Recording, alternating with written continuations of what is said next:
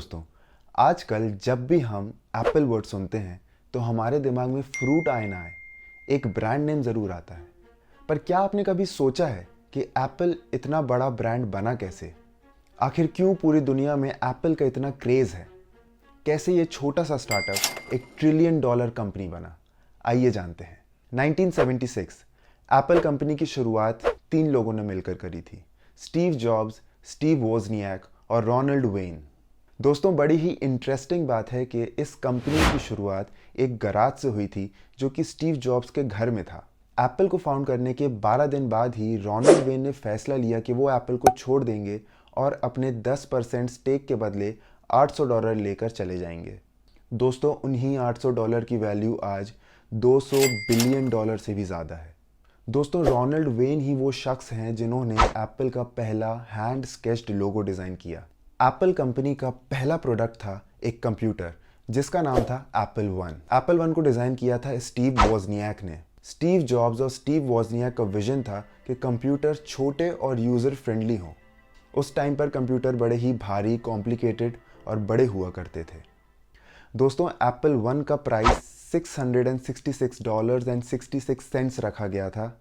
ये price Steve Wozniak ने रखा था क्योंकि उन्हें रेपिटेटिव नंबर्स पसंद थे।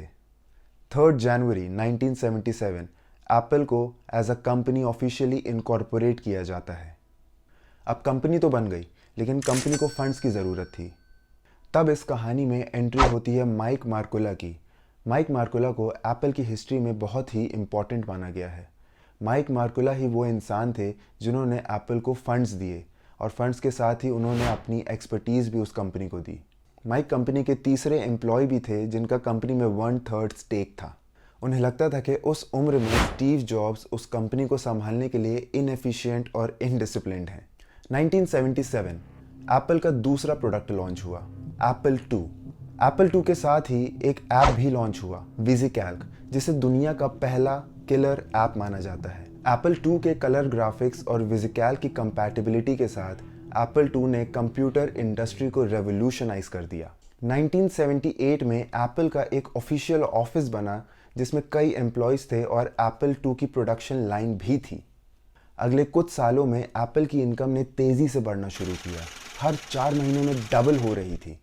एप्पल की ईयरली सेल्स 1977 से 1980 तक $7 लाख से $118 मिलियन तक पहुंच गई, यानी कि annual average growth rate of 533%। जैसे जैसे एप्पल ग्रो करती गई, उसका कंपटीशन IBM और माइक्रोसॉफ्ट जैसी कंपनियों के साथ बढ़ने लगा। कॉरपोरेट कंप्यूटर मार्केट में compete करने के लिए एप्पल ने एप्पल 3 लॉन्च किया, बट डिज़ाइन फ्लॉज की वजह से एप्पल 3 मार्केट में compete नहीं कर पाया और एक फ्लॉप प्रोडक्ट साबित हुआ। सोचने वाली बात है कि उस वक्त स्टीव जॉब्स चाहते थे कि उनके कंप्यूटर्स में वेंट्स या फैंस ना हो, बट उसी वजह से उनके कंप्यूटर में ओवरहीटिंग इश्यूज आ रहे थे और वो मार्केट में सरवाइव नहीं कर पाया। एप्पल 3 के फेलियर के बाद एप्पल टीम ने एक नए कंप्यूटर पर काम चालू किया जिसका नाम था एप्पल लीज़ा, बट कंपनी में चलते इंटरनल कॉन्फ्लिक्ट्स की वजह से स्टीव जॉब्स को एप्पल लीज़ा टीम से निकाल दिया गया और उन्हें एक लो कॉस्ट प्रोजेक्ट एप्पल मैकिन्टॉश में डाला गया। 1983 में लीज़ा रिलीज हुआ और डिजास्ट्रस सेल्स के साथ एक फ्लॉप माना गया। 12 दिसंबर 1980 एप्पल अपना IPO लेकर आता है। $22 पर शेयर पर पब्लिक ऑफरिंग की गई और स्टीव जॉब्स को $217 मिलियन का इंस्टेंट प्रॉफिट देने में इस IPO ने उनकी मदद करी। इस IPO ने स्टीव जॉब्स को एप्पल का सबसे बड़ा शेयर होल्डर बनाया और साथ ही साथ 300 और लोगों को इंस्टेंट मिलियनेयर बनाया। लीज़ा टीम से रिप्लेस होने के बाद स्टीव जॉब्स ने मैकिन्टॉश टीम को लीड किया। एप्पल मैकिन्टॉश को आज तक का सबसे यूज़र फ्रेंडली कंप्यूटर माना जाता है। ये पहला मास मार्केट पर्सनल कंप्यूटर था जो इंटीग्रेटेड GPU और एक माउस के साथ आया। मैकिन्टॉश के सक्सेस में बहुत बड़ा हाथ था 1984 में रिलीज हुए एप्पल का कमर्शियल जो कि रिडले स्कॉट ने बनाया था। मैकिन्टॉश वैल्यू फॉर मनी तो था, लेकिन सस्ता नहीं था। लेकिन 1984 के कमर्शियल के बाद 70,000 यूनिट सेल किए गए। 1983 में स्टीव जॉब्स ने जॉन स्कली को एप्पल का नया CEO बनाया। स्कली उस वक्त पेप्सी के यंगेस्ट CEO थे, लेकिन स्टीव जॉब्स उन्हें एप्पल में लाना चाहते थे। एप्पल में लाने के लिए स्टीव जॉब्स ने स्कली से एक लेजेंडरी सवाल पूछा, do you want to sell sugared water for the rest of your life और do you want to come with me and change the world. Steve Jobs ने स्कली को कंपनी में तो ले आए, बट उनके बीच टेंशन बढ़ती रही। मैकिन्टॉश IBM का मार्केट डोमिनेंस ब्रेक नहीं कर पा रहा था। स्टीव जॉब्स अपनी मर्जी से काम करना चाहते थे और स्कली फ्यूचर प्रोडक्ट्स पर स्ट्रिक्ट ओवरसाइट चाहते थे। 1985 स्टीव जॉब्स और स्कली के बीच टेंशन काफ़ी बढ़ गई।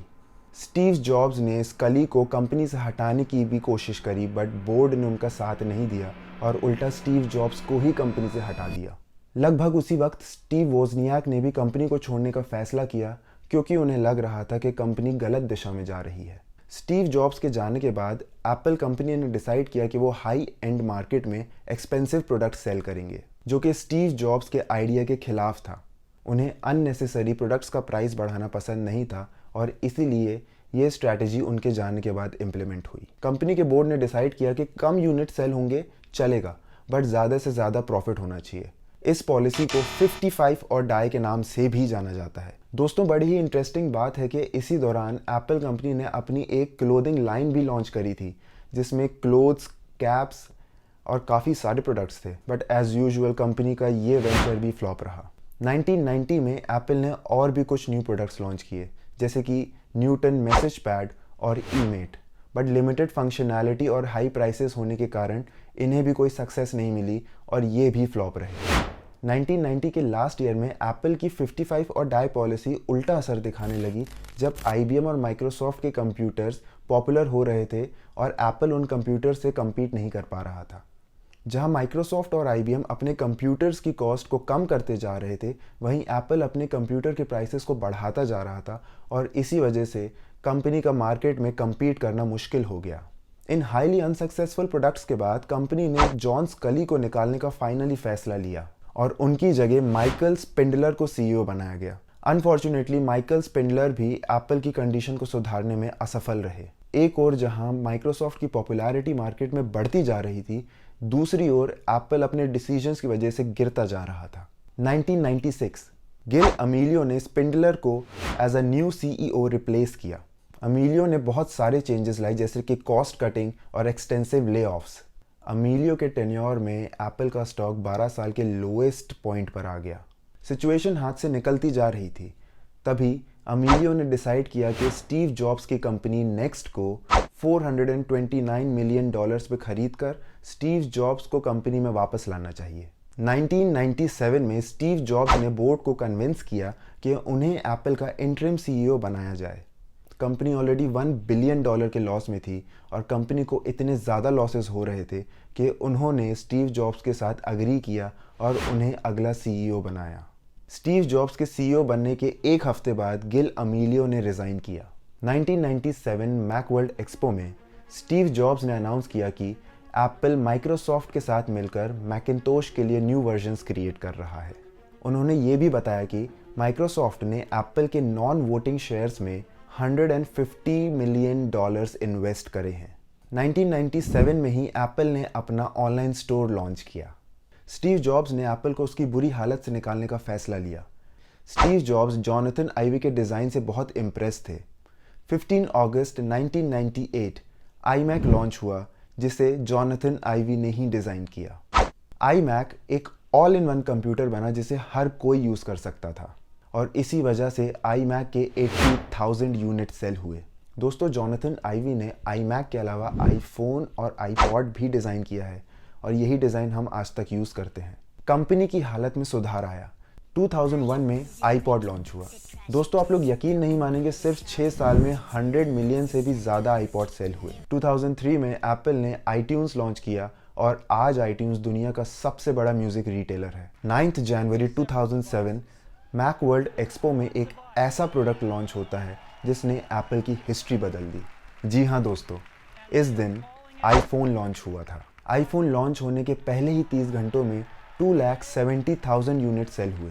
आईफोन के लॉन्च होने के बाद कंपनी को एक वाइड स्प्रेड सक्सेस मिली और साथ ही साथ कंपनी पूरी दुनिया में पॉपुलर होती चली गई। जुलाई 2008 एप्पल अपना ऐप स्टोर लॉन्च करता है। एक ही महीने में 60 मिलियन एप्लीकेशंस बेच दी गई और ऐप स्टोर ने अपना डेली रेवेन्यू रिकॉर्ड $1 मिलियन का बनाया। 24 अगस्त 2011 में स्टीव जॉब्स ने अपनी हेल्थ रीजंस की वजह से कंपनी की CEO पोजीशन से रिज़ाइन किया और टिम कुक को CEO बनाया। अक्टूबर 5, 2011 हमने एक विजनरी और एक मार्केटिंग जीनियस स्टीव जॉब्स को खो दिया। स्टीव जॉब्स की डेथ के बाद टिम कुक ने एप्पल को लीड करना शुरू किया। टिम कुक एप्पल कंपनी के साथ 1998 से काम कर रहे थे और वो स्टीव जॉब्स के विजन को अच्छी तरह समझ पाते थे। टिम कुक ने स्टीव जॉब्स की लेगेसी को कंटिन्यू करते हुए कंपनी का फोकस सर्विसेज, वेरेबल्स और सॉफ्टवेयर्स पर बढ़ाया। 2020 में एप्पल की मार्केट कैपिटल डबल होकर $2 ट्रिलियन तक पहुंच गई। 2023 में एप्पल दुनिया की पहली $3 ट्रिलियन कंपनी बनी। सोचिए दोस्तों, जो कंपनी एक टाइम पर $1 बिलियन के लॉसेस में थी, वो आज हर तीसरे दिन $1 बिलियन कमा रही है। दोस्तों, इससे हमें ये समझ आता है कि विजन होना कितना इम्पोर्टेंट है। एक कंपनी जो कि एक छोटा सा स्टार्टअप था, आज दुनिया की सबसे बड़ी कंपनीज में से एक है। ये विजन नहीं तो और क्या है। तो ये था दोस्तों एप्पल का सफ़र। दोस्तों, अगर आपको ये वीडियो पसंद आया तो प्लीज़ इस वीडियो को लाइक करिए और कमेंट्स में बताइए कि आपको ये वीडियो कैसा लगा। ऐसे और वीडियोस मैं बनाता रहूँगा, तो प्लीज़ आप मेरे चैनल को सब्सक्राइब कर लीजिए। Thank you so much.